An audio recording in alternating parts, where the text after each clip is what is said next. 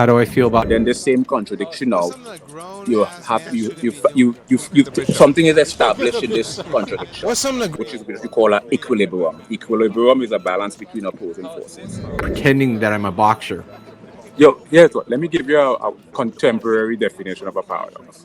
You have a graffiti artist, and you have the guy who cleans the wall. The guy who cleans the wall hates the graffiti artist because he has to clean the wall. The graffiti artist hates the guy who cleans the wall because the guy is removing his art. But the paradox is, these two individuals, polar opposite end of the stick, they test each other with a passion, but yet their very existence, their very craft, their very livelihood is really contingent on each other. Because the guy don't clean the wall, the graffiti artists have nowhere to draw. And if the graffiti artists don't draw, the guy have nowhere to draw. And you see the Professor Xavier and Magneto, but it's like the Martin Luther King, Malcolm X philosophy. Eye for an eye, Magneto, and I believe in non-violence, Martin Luther King. And this is the same phenomenon we see with X-Men. You have Professor Xavier and you have Magneto. Professor Xavier believed that humans and mutants can live in harmony, but but Magneto had a completely different philosophy. Magneto believes in preserving mutants and obliterating human civilization. Now, so who's the villain?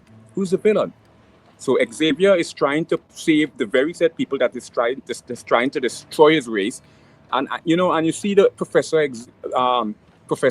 Xavier and Magneto, but it's like the Martin Luther King, Malcolm X philosophy. Eye for an eye, Magneto, and I believe in non-violence, Martin Luther King with Professor Xavier.